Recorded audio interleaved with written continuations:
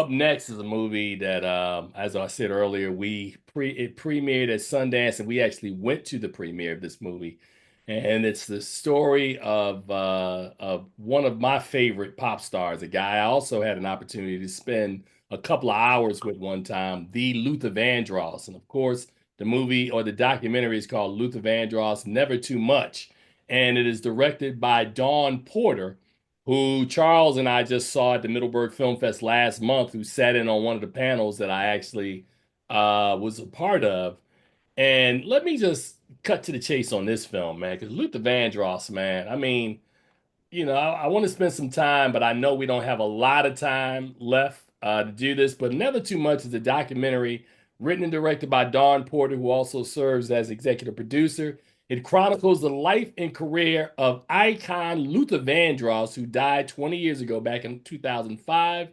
The film follows Luther's nearly 40 years in the entertainment industry and highlights his career highs as well as his battles with negative media, focusing on his weight and sexuality.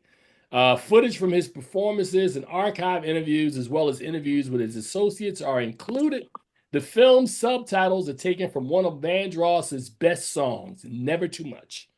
Charles, let me lead here and say that Luther Vandross's first album, Never Too Much, dropped when I was a senior in high school, and I've been on Luther Vandross ever since, man. Wow. Um, for the 24, 25 years that he put music out.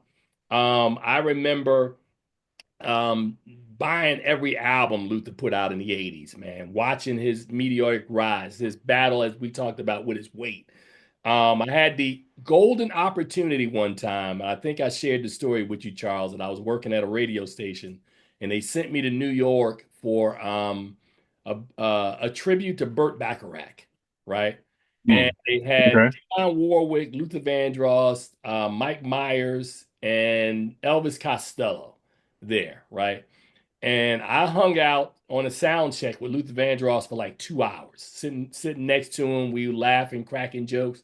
Luther had a great sense of humor, lots of fun, had a voice from God, like that voice. But I've never understood him as a singer-songwriter, arranger. I knew he was a singer-songwriter. I know he was an arranger until I watched this documentary. The documentary is an hour and 45 minutes, Charles, and we'll cut to the chase.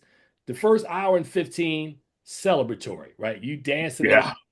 the last Yeah. 20 minutes of it, when the reality of what happens to Luther hits you, it's very somber, and then it's very uplifting in its final act, right? And as a bonus, Charles and I were there at the premiere. They brought up all of Luther's background singers who sang a medley of Luther Vandross songs, um, accompanied by, I think it was Fonzie Thornton on piano. And then we Yeah. the after party, and all the backup singers were there. So the fact that we haven't had an opportunity to review this movie since we saw it in January, let's just cut to the chase. A plus. I think it's one of the best documentaries. Now for me, right? It might not be an A plus for you. The, Watch this. All the songs, the story of Luther. I told Charles when I first saw it, I knew the whole story going in, and it still was great. It's still great. Charles, what did you think about Never Too Much? I have mixed feelings about the film myself. I think it's an excellent film, but it just grates me for a reason that I'm not going to share on in this on this forum. But yeah, I agree with you. The film is fantastic, and it starts. I mean, gives you details about Luther Vandross that I'm sure not a lot of people really knew. And there's a parallel between you mentioned piece by piece. There's a parallel that a connection that Luther and Pharrell have about the creation of something that they both did for the same company, which was I thought was incredible because I did not know that Luther did that. And I mean, just from his early work with David Bowie all the way through to the end, it was just a fantastic piece of work. I love the experience, and maybe you're judging the film because of the experience that they wrapped around it. And you know how we talk about the festival bubble. I just gave it a straight A. I don't know about an A plus. I gave it a straight A. I thought it was, again, life change. You'll never hear Luther's music the same way after you've seen this film. It's just that powerful. All right, I just want to double check for the record, man, because I'm looking at your review from January because you haven't seen it since. I'm like, did he give it an A? Hold on a second. Did you Did I give give it an A? You did. You are consistent. I would give you that much.